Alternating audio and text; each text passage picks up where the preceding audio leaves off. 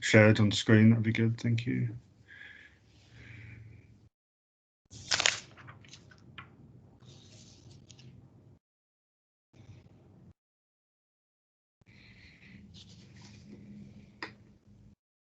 Oh, Sean's with us now, he said. Yeah. Yeah, welcome, Sean. It's good to have you with us. Oh, sorry, I missed earlier. No, it's fine. No, it's fine.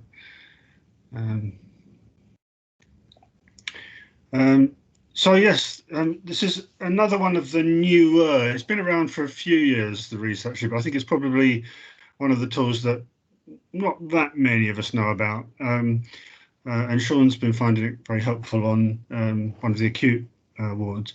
So yeah, over to you, Sean. Thank you.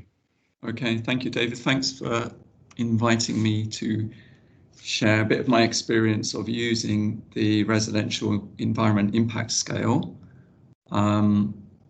It's something I've been aware of for a little while now. I don't profess to be an expert in it by any means, but David wanted me to share some information about how useful it may be in terms of evaluating, especially from an inpatient ward point of view for me, evaluating discharge readiness for leaving hospital, and often the quite important influence of the home environment on individuals. I'm aware I don't have too great a time to go into it, so I won't give too much history or background to the assessment itself. Just to say that it was developed quite a few years ago and then revised around 2014. And the main people involved are Gail Fisher and Kirsty Forsyth, who has worked with us in the trust. So it's really designed, it was initially set out and designed to explore and look at the impact of residential environments on residents, and to look at making recommendations and adapting the environment. So really set with like care homes in mind. It's a semi-structured assessment, and it's designed to look at facilities in 4 areas really. So around space, objects, enabling relationships, and structuring activities. We could actually, if we jump onto the second slide,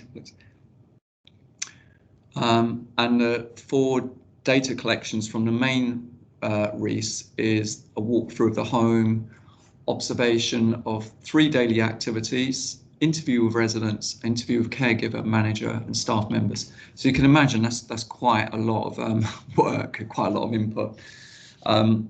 So from that, I really got to come across the REIS short form, which again is something that David, I think, shared initially, kind of put it out there in the trust.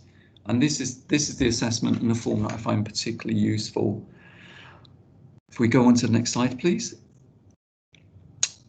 So unlike REIS, it does not really look to prescribe how the home assessment is carried out. So it's really kind of working with your experience as a practitioner, your assessment skills, interviewing skills, and knowledge of environmental situations.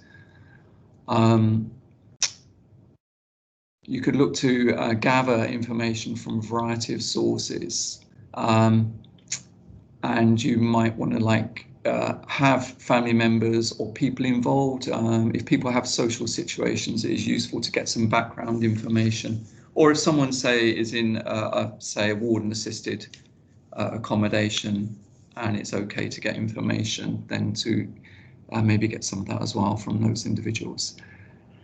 If we jump to the next slide.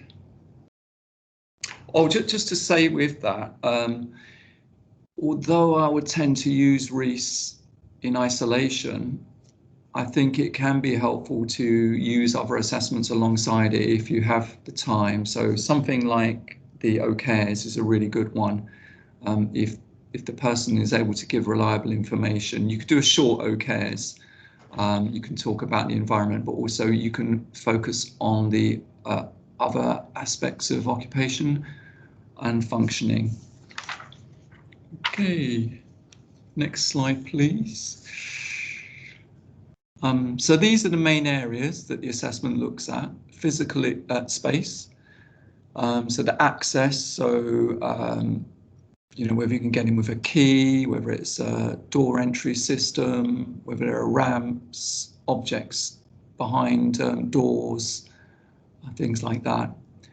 You then look at the facilities, so what the person has in the home, whether their cooker's working, do they have a microwave, do they have all the kind of basic ADL facilities that they might need to cope with cooking and other daily activities.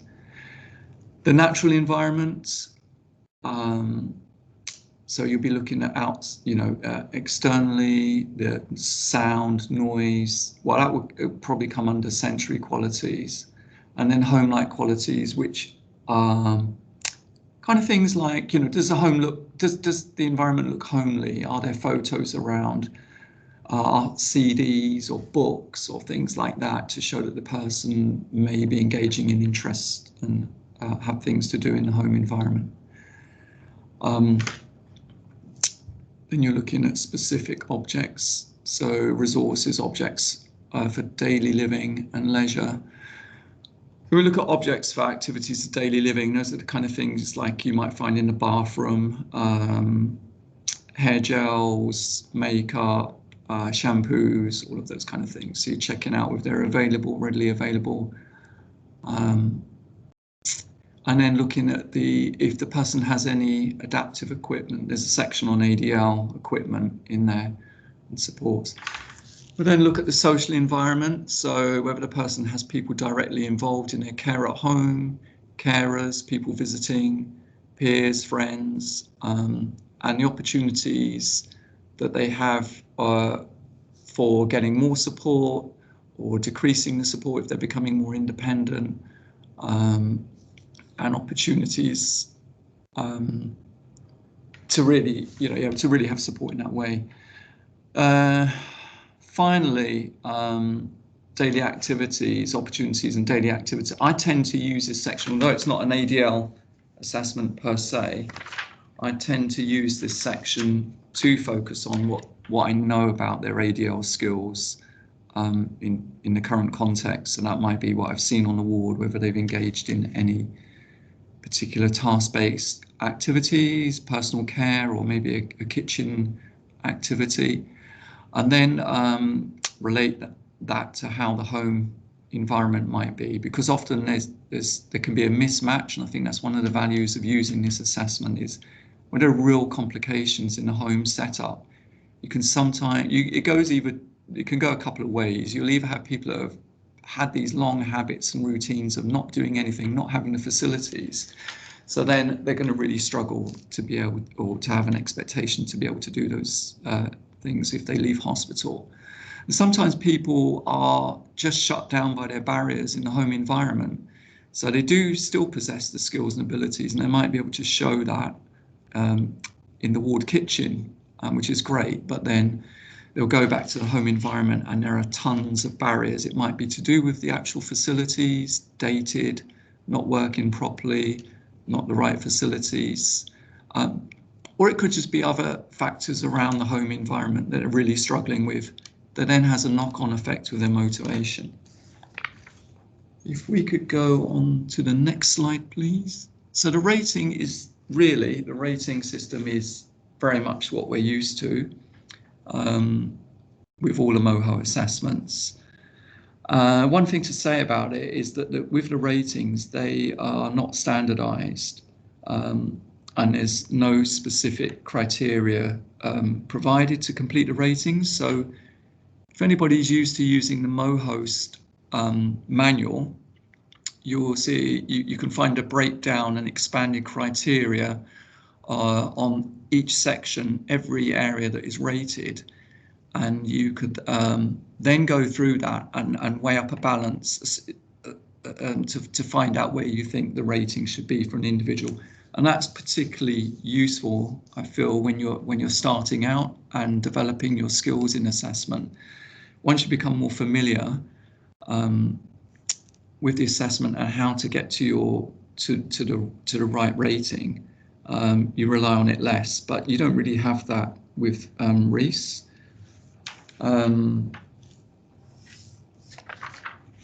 So yeah, I think that's just something to kind of bear in mind.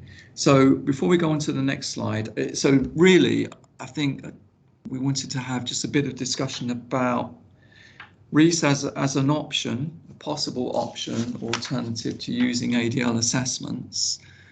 And I'd probably say that comes into play when there are really big and obvious environmental issues. Now, it might be practical, but I've found in one or two interesting cases it's beyond that. It's more to do with the social setup, the supports, how the person relates to the supports. And I might go just tag in one or two examples from a case study in a moment. Do we actually, David, I don't know if you're able to get that blank. Yeah, blank. If you share the most recent attachment we sent, is that right?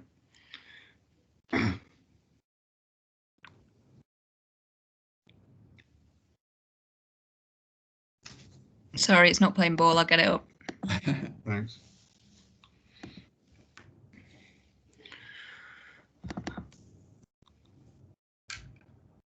Just out of interest, has anybody used REIS before? It's one of the ones I haven't used actually. Yeah, for Glow we use it. Yeah, I used it a long time ago. Okay. When we get to the end, it'll be really interesting to hear your thoughts on that and its practical application. Is this the right one? That's one with information in. So I want you to avoid the information because this is actually from the manual. We can still refer to it.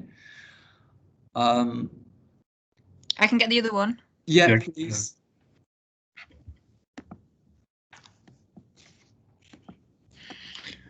Yeah, Claire's put the length put me off. I think that's where this short version came from.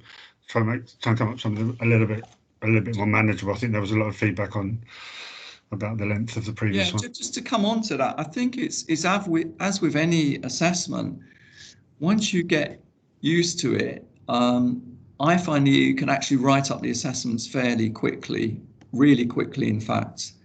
I think you've got to be careful that you don't put too much information. I'm guilty of doing that on the facilities section because I find that I could almost be an estate agent or something, or a surveyor of a home after a while, because you go around looking for every single detail on every part of the home. So I think you just need to cut back and be clear about what you're recording, what's relevant to the person's circumstances. Oh yes, fantastic. So if people can see this, this is the front form that you're faced with. So really looking at description of the home, observation of the accommodation. Yes, you should always go to the person's home to do this. I would never do this relying on information from what someone tells me. View of anybody involved, residents, carers, relatives. That's useful to have. And then obviously tick the box if that's the case. And then other formal assessments. So as I mentioned, you may end up doing an ADL, or you might have done a short task assessment on the ward, a kitchen task assessment, or maybe OKS, some short OKS questioning, and that's all supplementary and can definitely add to the assessment. But 2 more minutes, Sean, is that all right? Yeah, Sorry okay. So if we skim down, you can just quickly see summary and recommendations. So there's your scope to put in your recommendations. We'll whiz down to through this section now. So access to space. So as I mentioned, you're really looking at how you get access, not focusing on too much information. Again, facilities. I've talked about these bit. We can go on to the next section. ADL objects, and leisure objects, which I think is really good. I find it really helpful in seeing how someone relates to their home. I'm sure we've all been in home situations where there's been tons of stuff as well, where there's so much stuff you can barely get through the door. But you can quickly tell whether someone has interests and they're pursuing them, and they'll tell you and they'll relate to those objects as well in the home if you don't already refer to them yourself. Again, adaptive equipment. We move on to social support. Decision making is an interesting one as well. And that might be around, you know, whether the person's able to make decisions on their money, planning for future activities, and so on. Level of assistance. And if we go into opportunities, as I mentioned before, I really use the first section to focus on what I know about ADL, and then to try and match that with the environment. Again, schedule and routine. So if we're looking at motivation, habits, routines, it's all in there. It has all the MOHO themes, of course. And also access to community activities, whether someone's really isolated in their home, distant from anywhere, or whether they're close but they don't engage with anything that's on their doorstep. We go on to the final slide, and then maybe we can get into some discussion around the values. Oh, sorry. Yeah. You've got that final slide.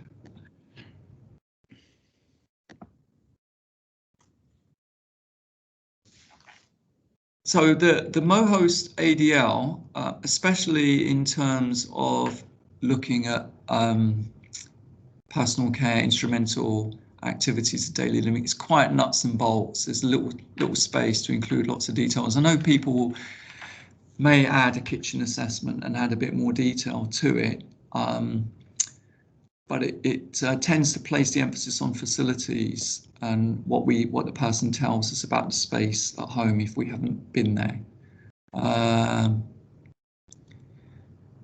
And yeah, it doesn't really kind of go more into the perspective of values and beliefs matched to the person's environment, which I think is really important. It's a little bit about occupational demands, where we look at the person's abilities and how the environment is set up and how they come together. But I don't know how much people really relate to that or use that in the way that's intended. Sure, I'm going to cut in here. I'm so sorry to do this. I absolutely hate myself for doing it, but we're horribly losing our battle with time. Okay. I think we're going to have a bit of a mop up at the end in terms of reflections and actions, and this might be one of the next steps for a number of people in terms of thinking this through in terms of the interface with the ADL-MOHOST. We're going to come on to the ADL-MOHOST in a second. I think you nailed it earlier when you said that this is one to consider. I've got to deliver at the door and it's so annoying. This is. I'm going to quickly. This is ridiculous. One second.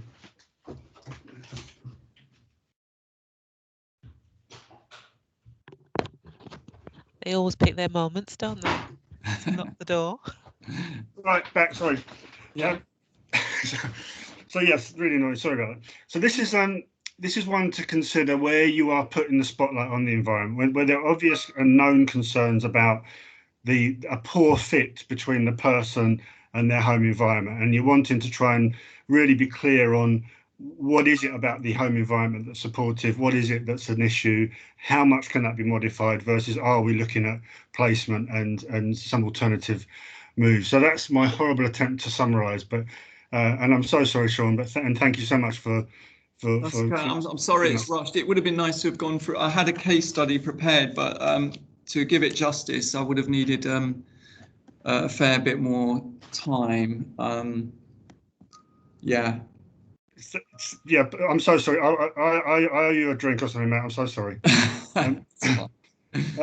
So we're going to go on to the ADL-MOHOST. We're making some changes to the ADL-MOHOST based on some work we've been doing in CMHA on a OT risk assessment scale.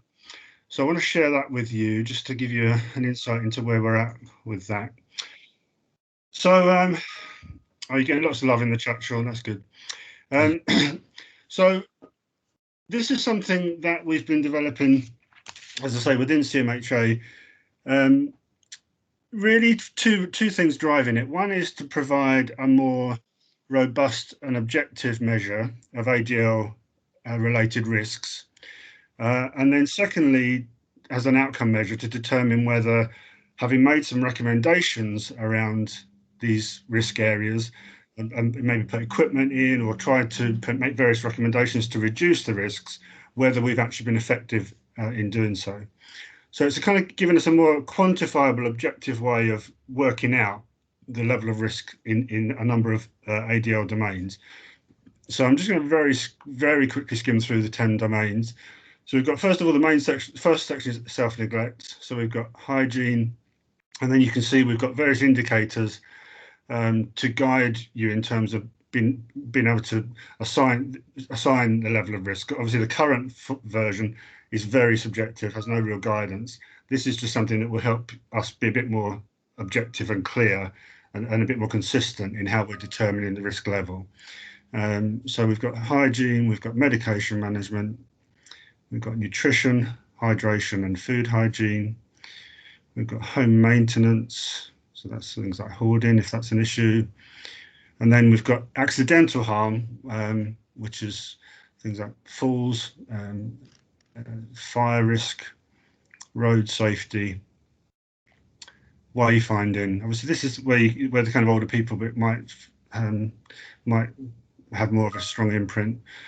And then driving, and this is kind of a bit of a mop-up in terms of whether the person is able to seek help when they need to with issues in the home. So that's and there's two parts to the rating. So David, are you sharing? Oh, I'm not sharing, am I, idiot? Let me go back to that. Thank you for pointing that out. I've been whizzing through these screens, and you've been blissfully unaware. Okay.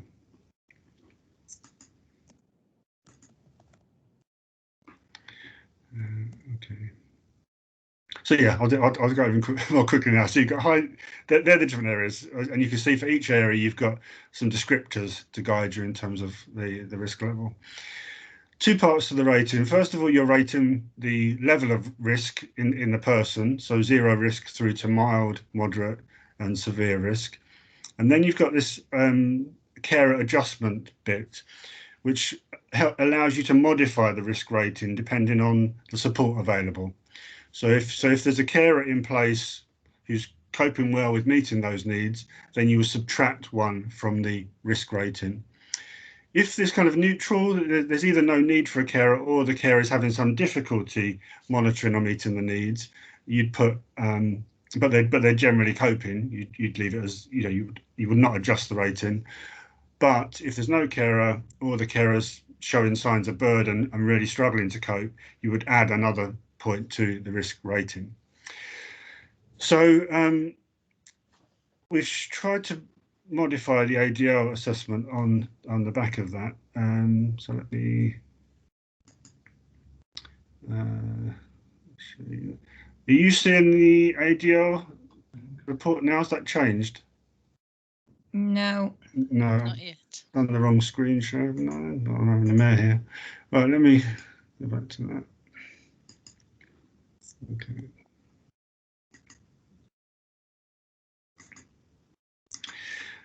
Okay, so now ADL-MOHOST. Yeah. Yeah, good.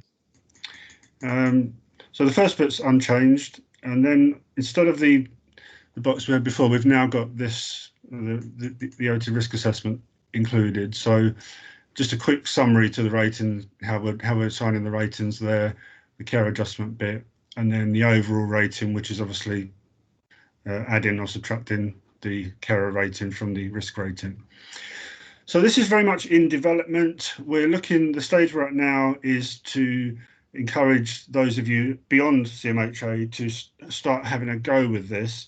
And then it might be that we need to modify the indicators a bit to have a wider representation of client groups represented in them. I don't think it's going to need loads of adaptation, but I think it might need a bit of tweaking. So we'll be sending this round to you. I'll get it uploaded to the team site, but I just wanted to give you an introduction to it today. But as I say, I think it's quite exciting. And the vision eventually is to, once we've piloted it within the trust, we're going to look for an academic partner to do the donkey work of, first of all, checking there's not a tool that already does this. We don't think there is. And then secondly, testing it in terms of reliability and validity so that it can become an actual standardized measure. Yeah, so that's, I wanted to give you a quick update on that. Right, then, okay, so that's assessment. It's taken us ages to do assessment, but that's an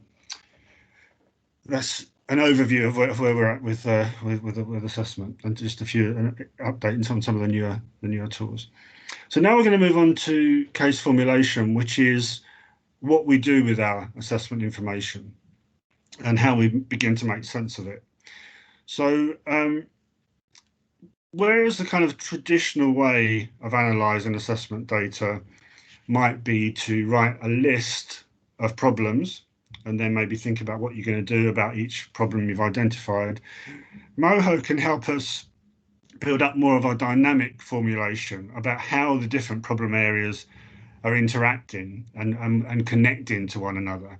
If you think about your own life, you know, we're not separate chunks of issues. We're a kind of complex mix of things that are good about our lives, things that we struggle with, and obviously our service users are the same. That, you know, we might kind of label them with a number of different challenges, but they're not actually that separate. They all interconnect in a kind of quite a complex way. So what you're going to do in your next breakout session now, and you're going to do this pretty much as an individual exercise. So you'll have this. This was one of the attachments in the email that I sent to you yesterday. It's the number 7 MOHO Strengths and Challenges checklist. So within your breakout groups, I just want you to spend about 7 minutes just thinking about a case that you know and starting to popularize. Just focus on the challenge column for this, just because of time. Just start to think about that person in terms of what you know about them and how you would describe the challenges that they're experiencing using MOHO as a checklist. So this just gives you a quick reminder about the different parts of the model, and this is just some space to write under the challenge box very briefly what you think the main issues that they're experiencing are. And then once you've all had a go at doing that, just have a think about whether you can identify any connections between the challenges that you've identified. So just take a very simple example. If you've identified that someone's really lacking confidence, so their personal causation is very low, then that might also show itself in their communication skills. They might have difficulty engaging and interacting with people because they lack confidence. So there's an arrow that would go from personal causation down to communication and interaction. So just a few minutes thinking about a case that you know, and then a couple of minutes thinking about any connections that you can identify, and then a few minutes at the end, just a couple of you sharing any examples of dynamics that you've identified. So we'll make this in total. You'll have about between 12 and 15 minutes. So basically working on a case on your own, and then with a bit of interaction at the end, maybe sharing a couple of the dynamics that you've identified. Is that all right? Brilliant. So I'm going to start the breakout rooms again. As I said before, don't press leave. I'll be manually controlling it from this group. If you do press leave, then just rejoin the meeting as you would normally do through Outlook or via Teams. So I'm going to start that now. See you all soon. Thank you.